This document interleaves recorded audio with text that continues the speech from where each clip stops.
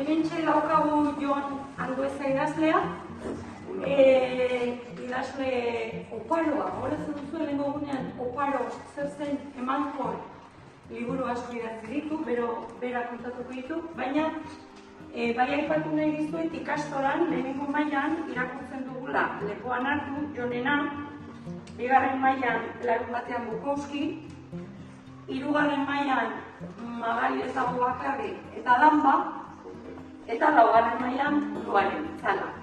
Beraz, begira zenbat idazten duen, bai? Eta guk zenbat liburu irakurtzen ditugu. Bueno, pues, Itzal, zurea da. Eskerrik asko biteagatik.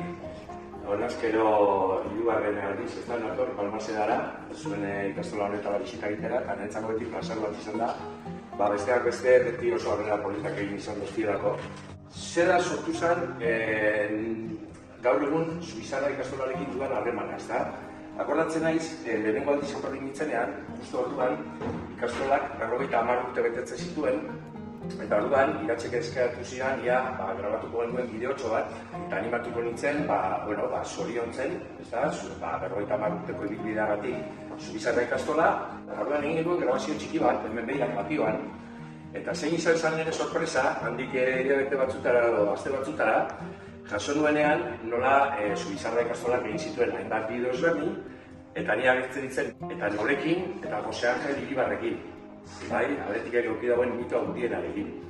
Eta ilusioa handia egin zoztan, erartean pentsatu nagoen di, baina ez simple bandaz, eta ze gauza polita da, noztan, noizean beniola, animatzen pasara gauzak egitera, papatean hori, Iribar bezalako mito batera ez da gauza konpartitzea.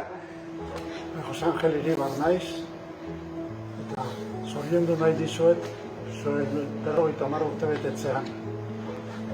Badakizue, euskara erabiltzea dela oso garrantzitsua, oso importantea. Kirolean ere bai.